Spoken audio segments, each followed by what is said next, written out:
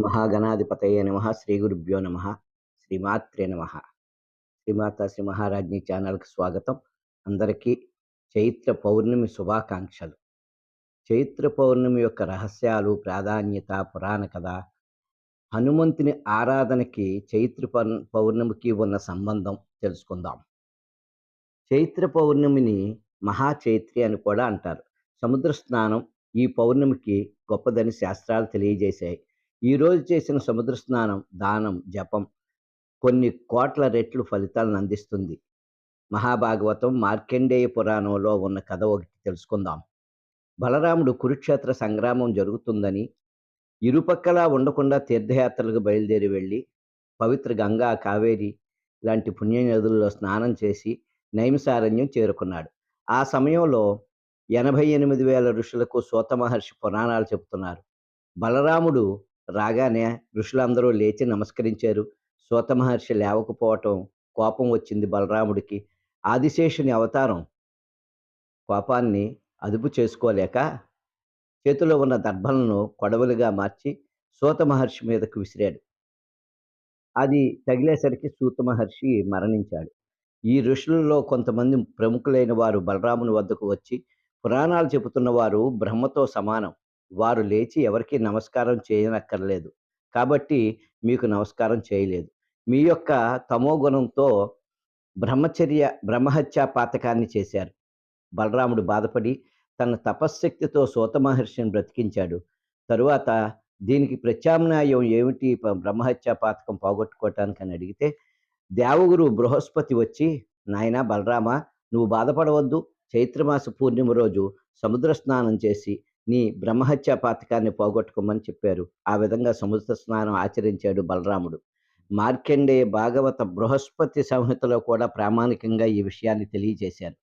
చైత్ర పౌర్ణమికి చేసిన దానం చాలా విశిష్టమైన ఫలితాన్ని అందజేస్తుంది. వస్త్రదానం చైత్ర పౌర్ణమికి చేస్తే కొన్ని కోట్ల ఫలితాలను ఇస్తుంది. చైత్ర పౌర్ణమికి శ్రీ సత్యనారాయణ స్వామి వ్రతం చేసుకుంటారు చాలామంది. చేసుకుంటారు. చేసుకుంటే చాలా మంచిదని. వీలు కాని వాళ్ళు దేవుని మందిరంలో దీపం వెలిగించాక ఈ శ్లోకం చెప్పుకోవచ్చు. మంచిది. సత్యనారాయణ స్వామి అనుగ్రహం పూర్తిగా పొందవచ్చు. ఆ శ్లోకం ఏమిటంటే, సత్యనారాయణం దేవం వందేహం కామదం ప్రభుం యాలయ వితతం విశ్వం ఏన తస్మై నమో నమః. ఈ చైత్ర పౌర్ణమికి పార్వతీ పరమేశ్వరుల కళ్యాణం చూసిన అద్భుత ఫలితాలు పొందుతాం.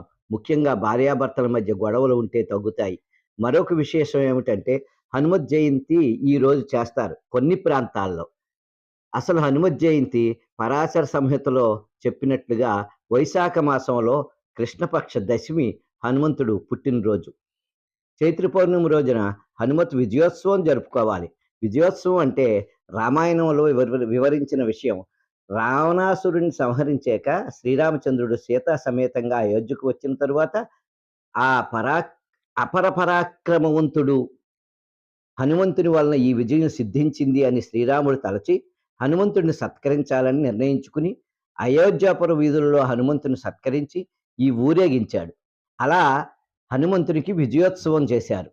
అలా చేసింది చైత్ర పౌర్ణమి రోజునే. అలా మన ఆలయాల్లో కూడా ఊరేగిస్తారు. మనం అది చూడాలి.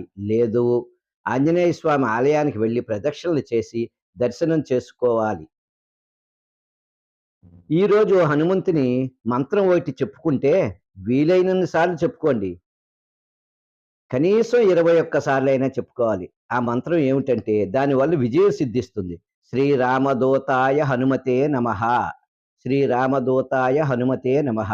ఈ చైత్ర పౌర్ణమి ఏ మంత్రం పఠించినా కోట్ల రెట్లు ఫలితాలను అందిస్తుంది. తొందరగా సిద్ధిస్తుంది. అలాగే లలితా సహస్రనామ పారాయణం వెన్నెలలో చేసి పాలతో పాయసం చేసి నైవేద్యం పెట్టి మనం ప్రసాదంగా తీసుకుంటే సంవత్సరం పొడవునా అమ్మవారి అనుగ్రహం పొందవచ్చు. చైత్ర పౌర్ణమికి ఇన్ని విశేషాలు ఉన్నాయి కనుకనే ఇది చాలా గొప్పది. శ్రీమాత్రే నమః. శుభమస్తు.